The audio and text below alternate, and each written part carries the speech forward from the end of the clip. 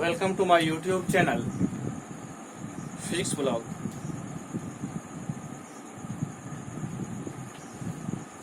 हम लोग पढ़ रहे हैं यूनिट एंड डायमेंशन, जिसमें हमने लास्ट क्लास में एप्लीकेशन ऑफ डायमेंशन पढ़ा था। एप्लीकेशन ऑफ डायमेंशन में पहला पढ़ा था checking the correctness of physical equation, dimensional equation या फिर physical equation with the help of dimension.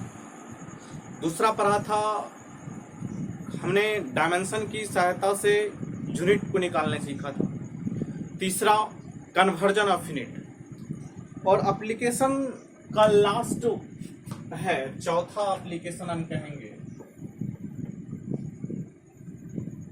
Dimension की सहायता से हम डेरिवेशन निकालेंगे। फिजिकल डेरिवेशन जो होते हैं, फिजिकल फार्मूला जो होते हैं, वो फार्मूला ड्राइव करते हैं with the help of dimension.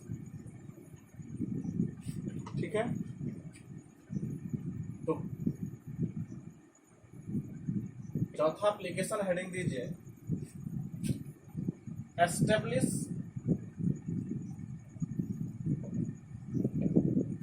Relation between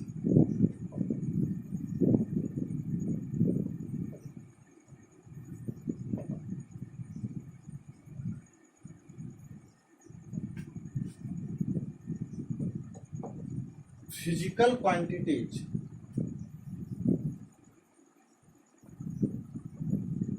with the help of dimension। ये चौथा एप्लीकेशन है एप्लीकेशन ऑफ डायमेंशन का। एप्लीकेशन ऑफ डायमेंशन हेडिंग दे दीजिए एप्लीकेशन ऑफ डायमेंशन। आप दे चुके हैं। इसका चौथा establish the relation between physical quantities with the help of dimension, या फिर कह सकते हैं ड्राइव फिजिकल फॉर्मूला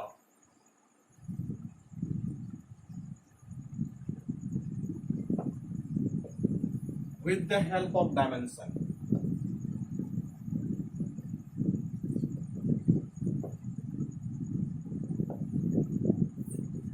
ड्राइव करते हैं या फिर एक्सप्रेस करते हैं with the help of dimension। आपके लिए आप कोई भी फिजिकल क्वांटिटी के बारे में कुछ नहीं जानते हैं, फिर भी आप फिजिकल फार्मूला को ड्राइव कर सकते हैं, फिजिकल फार्मूला निकाल सकते हैं, एक्सप्रेस कर सकते हैं। आपने कुछ ऐसे फिजिकल फार्मूला है जो अभी उसके बारे में कुछ नहीं जानते हैं, लेकिन डायमेंशन की सहायता से हम उसको आसानी से निकाल सकते हैं। तो उसको हम ड्राइव कर सकते हैं, निकाल सकते हैं, जबकि उसके बारे में हमें कुछ पता नहीं है, सिर्फ और सिर्फ उसका डायमेंशन पता। तो with the help of dimension हम उस फार्मूला को निकाल सकते हैं। तो देखते हैं हम कैसे इसका यूज करेंगे और कैसे इसको निकालेंगे। सबसे पहला हम एक क्वेश्चन के जरिए इसको समझते हैं। हम फिलहाल थोड़ी देर के लिए ये भूल जाते हैं कि हम ये जानते हैं कि F is equal to ma होता है। पहले एक छोटा सा फॉर्मूला ड्राइव करते हैं, उसके बाद आपको और आगे फॉर्मूला ड्राइव करेंगे, इससे पता चल जाएगा। हम थोड़ा देर के लिए इसे भूल जाते हैं कि F इक्वल टू ma हम जानते हैं। हम आपको क्वेश्चन दिया F डिपेंड करता है, F depends on M and A। मैंने कहा कि F डिपेंड्स करता है M और A पे।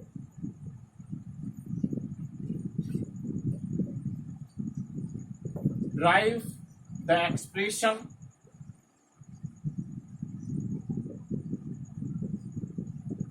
इन टर्म्स ऑफ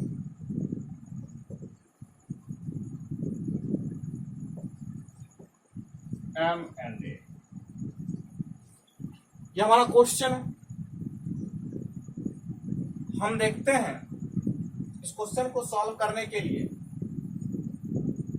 एफ मान लेते हैं कि एम एक्स पर डिपेंड करता है। हम कैसे अप्रोच करेंगे सवाल को, ये देखिए। जिस पर इस फिजिकल क्वांटिटी एफ डिपेंड करता है या फिर हमको जिस टर्म में लेके जाना है एम और ए के टर्म में लेके जाना है, हम देखेंगे आगे क्या होता है। फिलहाल हम ए पर डिपेंड करता है तो ए पर पावर वाई। अब हम प्रोपोर्शनलिटी को F proportional to M X into A Y, proportionality को तोड़ेंगे तो K M X into A Y.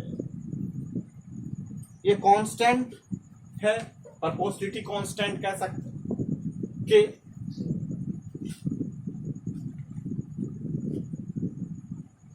ये कांस्टेंट, प्रोपोर्शनलिटी को तोड़ा मैंने के M X into A Y. ये क्या है,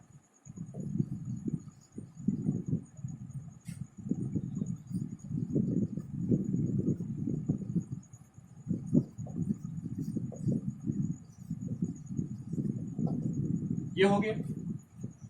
अब हम क्या करेंगे, सबका डायमेंशन पुट करेंगे। अब यहां से के हम जाना कि प्रोपोर्शनलिटी कांस्टेंट है। अब डायमेंशन हम सबका लिखेंगे M L T minus two. ये किसका डायमेंशन होता है हमें पता रहना चाहिए। जिस टर्म में लेके जाना है उसका डायमेंशन, जिसको लेकर के जाना है उसका डायमेंशन। तो फोर्स को M L T minus two, K constant है, एम के रहेगा इसमें। एम एक्सप्रेशन जब लिखने लगेंगे तब के फिर से चला आएगा। एम का डायमेंशन क्या होगा, एम पर पावर एक्स। ए एक्सलेशन है एल टी माइनस टू पर पावर वन। अब हम यहां से क्या कर सकते हैं, M L T minus to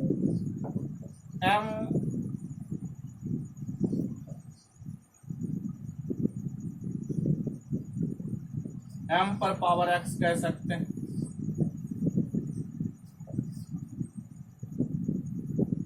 L पर पावर वाई, टी पर पावर माइनस टू। इस तरह से मैंने इसे खोल दी। अब आप इक्वेट कर दीजिए टर्म को। यहां पे हम लिखेंगे एम पर पावर एक्स और एम पर पावर वन और एम पर पावर एक्स। यहां से एक्स की वैल्यू क्या आ जाएगी, वन आ जाएगा। अगेन अब एम पर पावर वन, यहां पे देखिए एल, यहां पर इसका पावर क्या है, वन है, इसका पावर क्या है, वन। तो हम क्या करेंगे, एल पर पावर वन और एल पर पावर वाई। तो यहां से देखेंगे कि y की वैल्यू क्या आ जाती है, वन आ जाती है। इवन यहां से भी देखिए y का वैल्यू वन आएगा। t पर सेम ही आएगा क्योंकि एक ही सेम फिजिकल क्वांटिटी है, तो सेम वेरिएबल है इसका मतलब। तो t माइनस टू और t माइनस टू वाई। तो यहां से आप कहिएगा कि यहां से जो y की वैल्यू आएगी वह y का value minus two equal to minus two Y, तो y इक्वल टू वन। आपने यहां पर देखा x की वैल्यू, y की वैल्यू और इसका वैल्यू है। तो अब यहां पर देखिए, यहां से हमने इक्वेट करके इक्वेशन को निकाला। तो उसके बाद इसकी वैल्यू यहां से हमारा आया x की वैल्यू वन,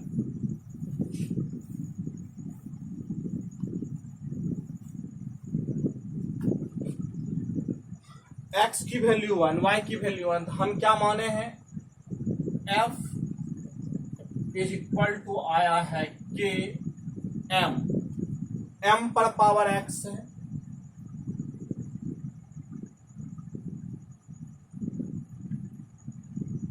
y की वैल्यू, दोनों की वैल्यू आ गया। तो k m पर पावर x, तो m पर पावर वन, ए वाई, जिसको वाई का वैल्यू कितना आया है 1, तो K M F equal to के इंटू एम ए। देखिए वो फॉर्मूला आ गया। के का वैल्यू एक्सपेरिमेंट में, के का वैल्यू आप डायमेंशन से नहीं निकाल सकते। एक्सपेरिमेंट में पता चला कि के का वैल्यू एक्सपेरिमेंटली आपने निकाला, आपको यही एग्जाम में आपको यहीं तक छोड़ देना है। के एफ इक्वल टू के एम ए, आप एक्सपेरिमेंटली पता चला कि के का वैल्यू 1 होता है, यहां से हमें F equal to M A पता चला। आपको जब कभी सॉल्व करने के लिए मिले तो आप एक्सप्रेशन यहीं तक निकालिएगा। कांस्टेंट की वैल्यू आपको लिखने की कोई जरूरत नहीं है। आप यही जानते हैं, आप भी जानते हैं कि के का वैल्यू इस टाइम पे 1 होगा। ये डिफरेंट इक्वेशन में डिफरेंट होंगे, तो इस टाइम पे के का वैल्यू 1 होता है, इसलिए F equal to M A आता है। तो आपको कैसे अप्रोच करना है, जिस फिजिकल क्वांटिटी का एक्सप्रेशन निकालना है, जिसके टर्म में निकालना है, उससे हम प्रोपोर्शनल करेंगे, उसके बाद जाकर के आपको उसको सॉल्व करेंगे। इस पर हम सवाल बेहतरीन करेंगे, क्वेश्चन लेते हैं, उसके बाद हम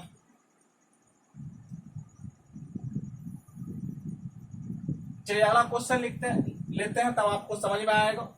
इसी तरह हमें इक्वेट करके इसको निकालना।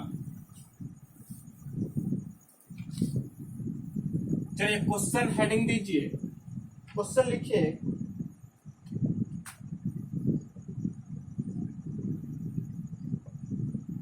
Centripetal force F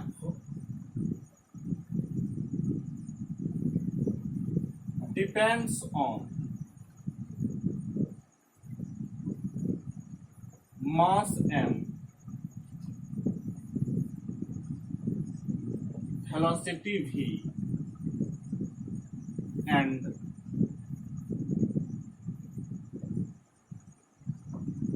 radius r. Express centripetal force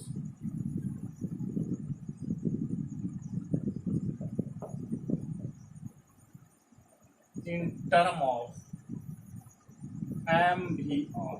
हमें ये निकाला। हमने क्या कहा, सेंट्रीपिटल फोर्स। चलिए आपको पता है फोर्स है तो उसका डायमेंशन क्या होगा। मैंने आपको बताया कैसे अप्रोच करना है, जिस फिजिकल क्वांटिटी को एक्सप्रेस करना होता है, जिस पर डिपेंडेंट होता है, जिसमें एक्सप्रेस करना होता है, उससे प्रोपोर्शनल करते हैं। मान लिया कि ये m पर पावर x पर डिपेंड करता है, सपोज वेलोसिटी v पर पावर y पर डिपेंड करता है, रेडियस r पर पावर z पे डिपेंड। अब हम क्या करेंगे अगले स्टेप में, प्रोपोर्शनलिटी f प्रोपोर्शनल टू हमारा क्या आया, m पर पावर x v पर पावर y और r पर पावर z।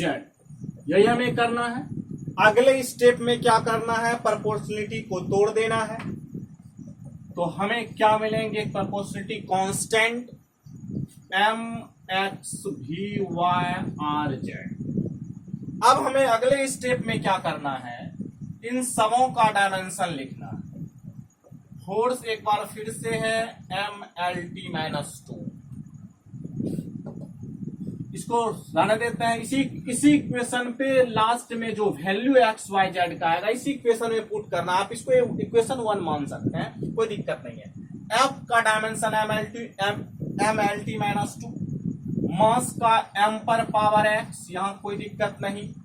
v क्या है, velocity L T -1 y। r क्या है, radius, that means length, l पर पावर z। यहां तक आप लोगों को समझ में आ गया होगा। स्टेप मैं बता देता हूं एक बार फिर से। ऐसे रंग के सवाल आपको कंपटीशन में भी आते हैं, बोर्ड एग्जाम में भी आते हैं, घबराने की जरूरत नहीं है। आपको मैं सवाल करवाऊंगा इस पर। मैं एक बार फिर से कहता हूं, एक्सप्रेशन निकालने के लिए सबसे पहले आपको क्या क्या दिया रहेगा ये चीज जान लीजिए।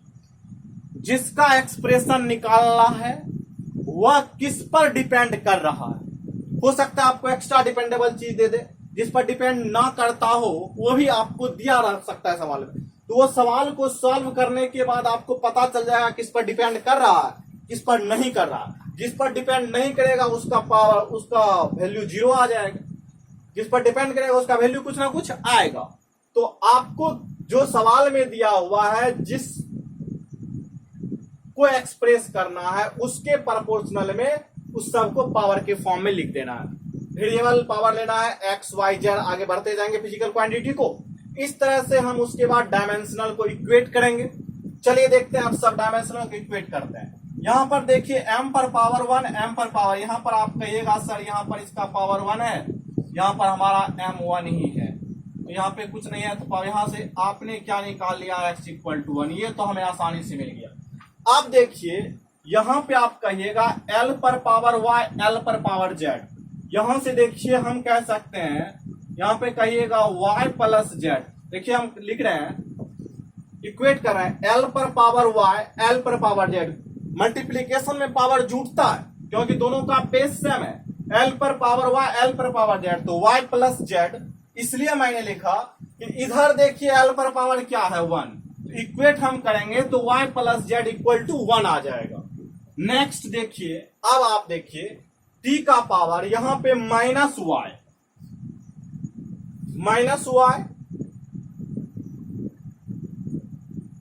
यहां पे -y और t कहीं नहीं है, यहां ही सिर्फ t है। -y = -2। यहां पर देखिए t का पावर -2 है। इक्वेट करना है आपको, तो यहां से क्या y = 2 आ गया, x = 1 पता चल गया। अब हमें यहां पे अगर 2 का वैल्यू रख दें तो 2 + z = 1, तो यहां से z का वैल्यू z का वैल्यू -1 आ जाएगा। इधर करेंगे तो हमें देखिए तीनों का वैल्यू मिल गया, x का, y का, z का। अब क्या करना है, जो वैल्यू आया इसको यहां पे रख देना है। तो हमें क्या करना है, जो वैल्यू मुझे मिला उसको हमें यहां पर रख देना है m × k। m पर पावर x, हमें कहा था m ही, m पर पावर x का वैल्यू 1 है तो 1 रख दिया। अब दूसरा क्या, v पर पावर y का वैल्यू 2 है तो v² कर दिया।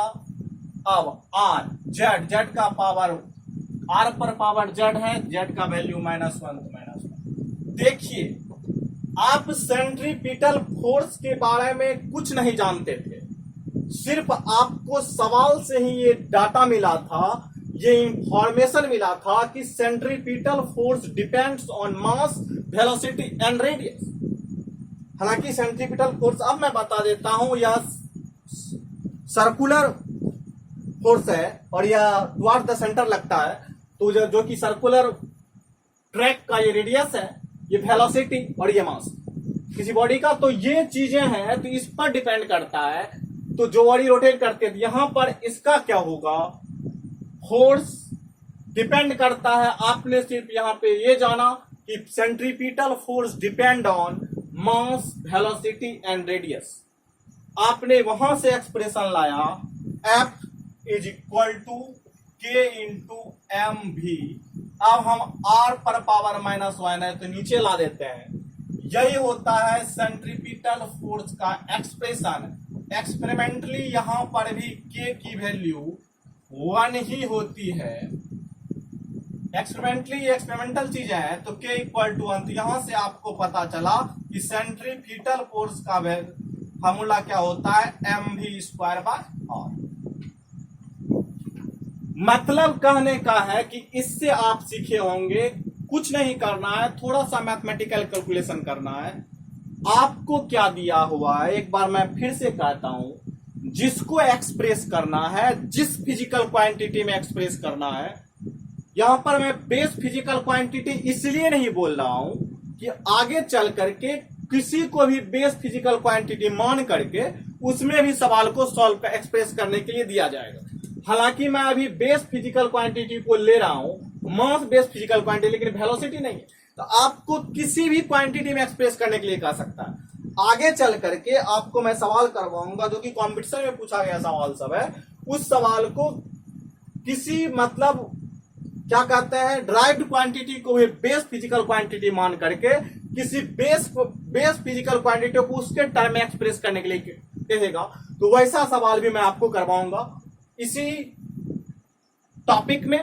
तो फिलहाल ये फंडामेंटल सवाल हम करवा रहे हैं कि आपने देखा कि सेंट्रीपिटल फोर्स किस पर डिपेंड करता है, तो आपको इंफॉर्मेशन सवाल में ही दिया गया था, वह मास पर करता है, वेलोसिटी पर करता है और क्या करता है, रेडियस पर करता है। तो आपने पहला स्टेप क्या किया, फोर्स है तो फोर्स को डायरेक्टली प्रोपोर्शनल किया, एम फॉर मास के लिए, भी फॉर वेलोसिटी के लिए, आर फॉर रेडियस के लिए। उसके बाद आपने प्रोपोर्शनलिटी कांस्टेंट को तोड़ा, तोड़ने के बाद आपने सारा का डायमेंशन पुट किया, उसके बाद हर टर्म को इक्वेट करके वो जो आपने वेरिएबल पावर माना था उसका वैल्यू निकाल लिया और जो इक्वेशन आपने फर्स्ट माना था उस इक्वेशन में डाल दिया, आपको वो वैल्यू प्राप्त हो।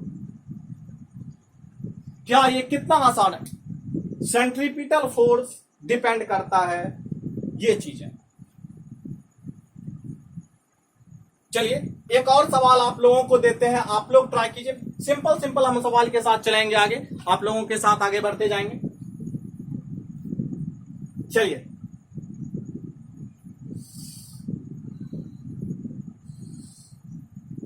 आप इसको नोट डाउन कर लिए, बिल्कुल आसान है, बस जो मैंने स्टेप बताया एक बार स्टेप को समझ लीजिए, एक से एक सवाल बनाएंगे आसानी से, आपको कुछ नहीं करना है इसमें। मतलब मेरा कहने का मतलब है कि आप डायमेंशन को जानते हुए, डायमेंशन को जानकर आप इक्वेशन को डायमेंशनली करेक्ट कर सकते हैं। डायमेंशनल इक्वेशन को, डायमेंशनल इक्वेशन हम उसको कहते हैं जिसमें किसी फिजिकल क्वांटिटी को इक्वेशन के रूप में डायमेंशनली लिखा जाता है, जो कि मैंने डायमेंशनल इक्वेशन का डेफिनेशन भी दिया था। उस इक्वेशन, वो इक्वेशन डायमेंशनली करेक्ट है या नहीं, उसको डायमेंशन की मदद से आप चेक करते हैं। पहला एप्लीकेशन जिसमें आपको प्रिंसिपल ऑफ होमोजेनिटी के कॉन्सेप्ट का यूज करना होता है। दूसरा एप्लीकेशन मैंने क्या बताया कि उसके यूनिट को आप लिख सकते हैं with the help of dimension.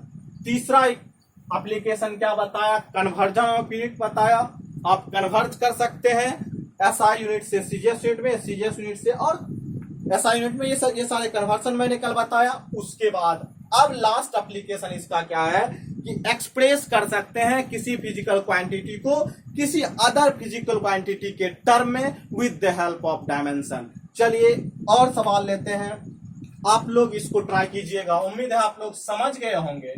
एक सवाल सिंपल सा लेते हैं आप लोगों के लिए। मेरा कहना है कि W डिपेंड्स ऑन, आपको सवाल में क्या दिया रहेगा, W depends on mass, length, time and temperature. ठीक है, मैं एक ऐसा ले लेता हूं, W depends on mass, length, time and temperature. Theta for temperature है, okay, theta for temperature.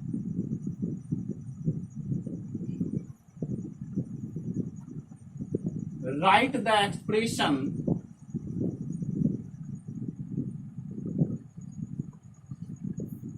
in terms of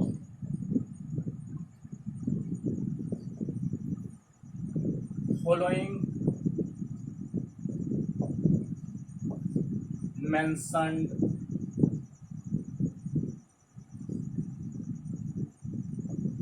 quantity of किसका, W, मतलब इस मेंशन जो क्वांटिटी है इस पे निकाल। चलिए हम सीधा सा समझ गए कि W जो है डिपेंड करता है M, दैट मीन्स मास पर, यहां से कोई दिक्कत। W डिपेंड करता है लेंथ पर,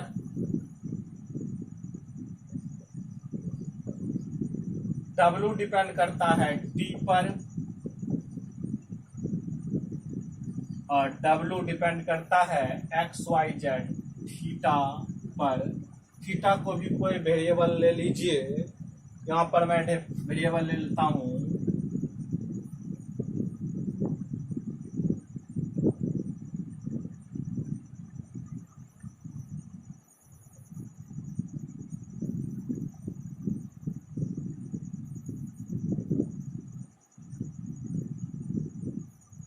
चलिए हम यहाँ पर थीटा ले लेते हैं, ऐसा चीज सोचते हैं जो कि थीटा एक्स वाई जेड, यहाँ पर हम फिलहाल के लिए पी ले लेते हैं, पी कहीं है नहीं, ले सकते हैं, चलिए पी पर डिपेंड करता है, मैंने पावर लिया है पी को। चलिए अब यहां से आप क्या कीजिएगा, डब्लू, आप लोग वीडियो पॉज करके ट्राई भी कर सकते हैं, डब्लू डिपेंड कर रहा है किस पर, M X L Y T Z theta P पर, ये चीजें हो गई।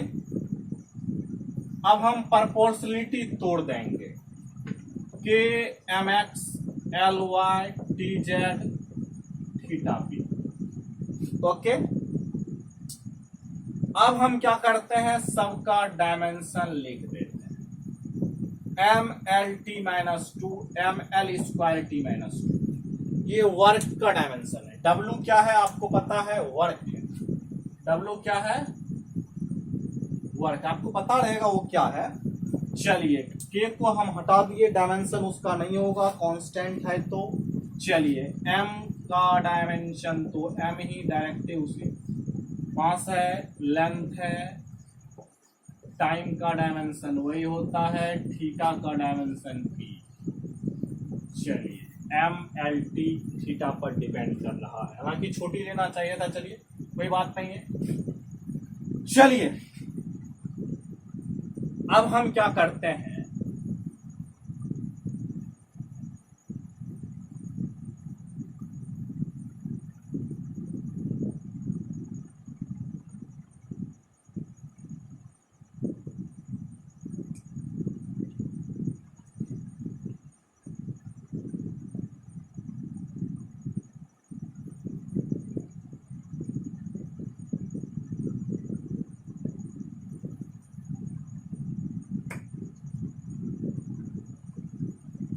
अब हम इसको इक्वेट कर देते हैं,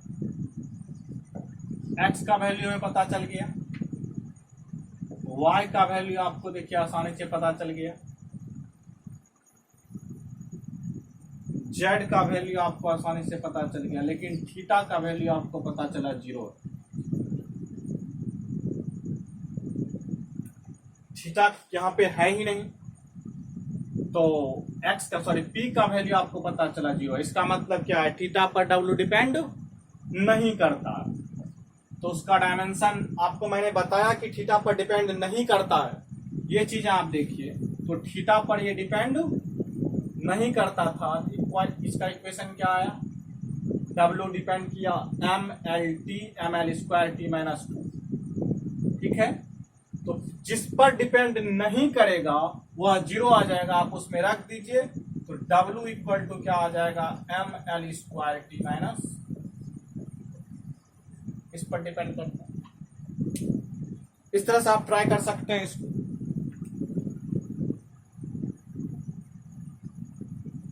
ठीक है। अगला सवाल देखते हैं,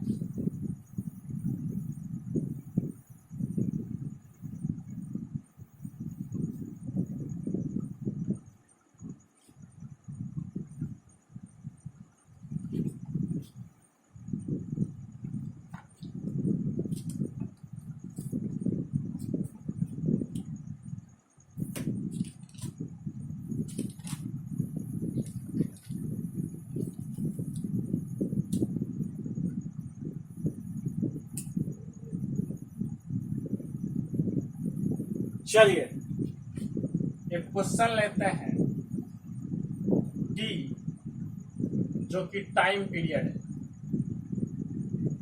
टी जो कि है time period,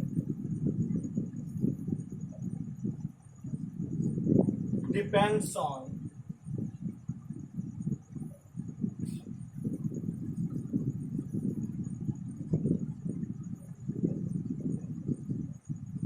mass m length L and acceleration due to gravity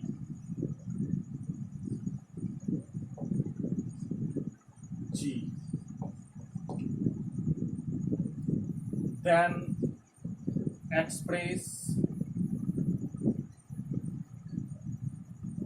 P in terms of M L G।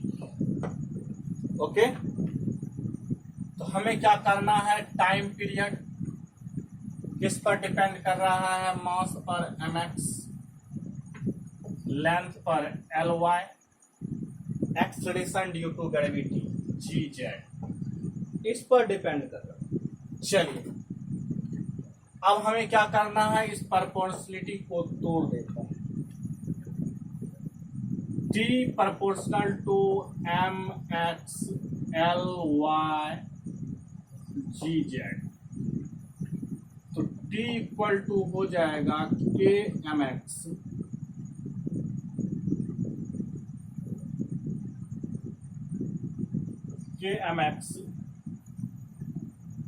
ly gz। ठीक है, अब हम सबका डायमेंशन लिख देते हैं। टाइम पीरियड का डायमेंशन होता है m0 l0 t0, m0 l0 t, sorry time period है, ठीक है t। अब m का डायमेंशन क्या हो जाएगा, m पर पावर 1, l का डायमेंशन सॉरी m पर पावर x, l पर पावर y, लेंथ है g, acceleration due to gravity है g, इसका क्या होगा lt माइनस 2 पर पावर z, m पर पावर x, l पर पावर y, lt माइनस 2 पर पावर z। अब यहां से चलते हैं, इक्वेट करते हैं, तो यहां पर m पर पावर 0, m पर power x, x equal to 0 clear है, l पर पावर 0, y पर पावर l पर power y, y equal to 0 ये भी क्लियर है। अब देखिए, ओ सॉरी यहां पर देखिए l पर पावर y प्लस z है, यहाँ पे l, यहाँ पर क्या कहेंगे y प्लस z, l पर पावर y, l पर पावर z इक्वल टू, इधर l पर पावर 0 है, यहां से y equal to minus z आ गया। ठीक है, अब चलते हैं, यहां पर t पर power minus 2z is equal to 1, तो z पर पावर माइनस 1/2, z पर पावर माइनस 1/2, तो y का power minus 1/2, sorry y equal to तब हो जाएगा, इसलिए y इक्वल टू कहेंगे 1/2, z का पावर माइनस 1/2 आ सकते हैं, फ्रैक्शन में भी आ सकते हैं, कुछ भी आ सकता है, तो y का वैल्यू 1/2, तो ये फ्रैक्शन में आया है। अब हम क्या करेंगे, इस इक्वेशन को हमने जो 1 माना है, उस इक्वेशन में हम सारे वैल्यू को पकड़ करके रख देते हैं। m पर पावर 0 इस पर डिपेंड ही नहीं करता है, उसके बाद l पर पावर सॉरी y, l पर पावर y है, y का वैल्यू 1/2, g z पर पावर माइनस 1/2, तो z पर पावर माइनस 1/2। अब आप कहेंगे सर कि m पर तो डिपेंड ही नहीं करता है, इसको हम लिख देते हैं k इंटू रूट, हाफ का मतलब रूट होता है, एक ऊपर में प्लस वाला नीचे में माइनस वाला, रूट l/g। यहां तक आप एक्सप्रेशन निकाल सकते हैं। एक्सपेरिमेंटली आप क्या पता चला, इस कांस्टेंट का जो वैल्यू होता है, के यहां पर लिख दीजिएगा, कांस्टेंट है प्रोपोर्शनलिटी कांस्टेंट, इस कांस्टेंट का वैल्यू पता चला 2 पाई होता है, तो यहां से आ जाएगा 2 पाई रूट l। ठीक है, इस तरह से टाइम पीरियड का आप निकाल सकते हैं एक्सप्रेशन।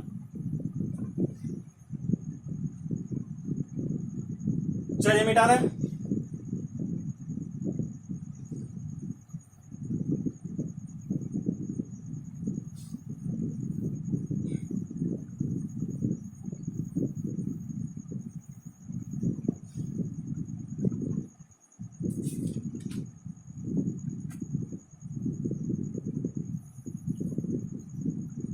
चलिए आप लोगों के लिए हम कुछ सवाल छोड़ जाते हैं कल के,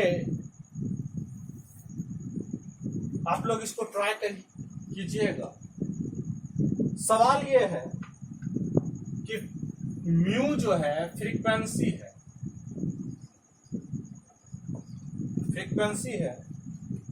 डिपेंड्स ऑन, म्यू फ्रीक्वेंसी है depends on the vibration on the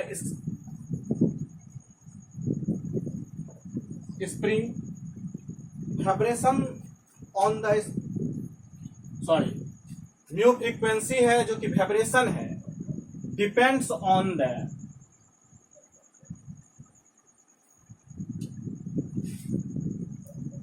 length of the spring,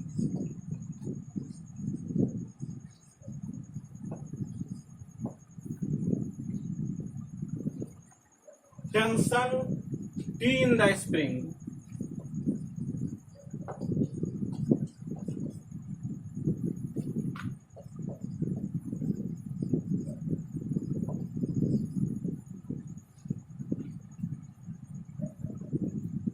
and mass per unit length, mass per unit length of the spring.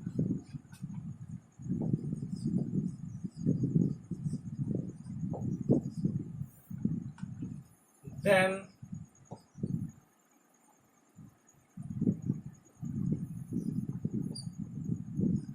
mu express in terms of length, tension and mass per unit length.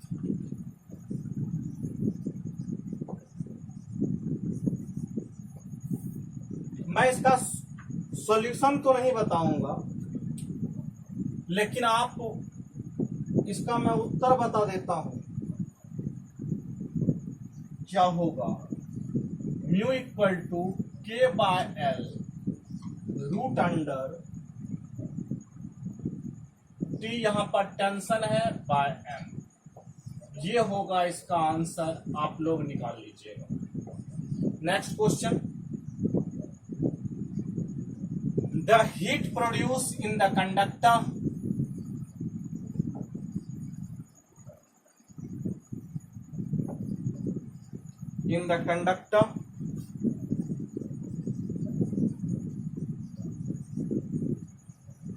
depend on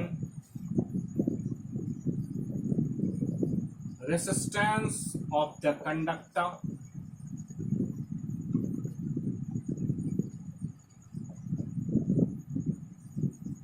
flow of current,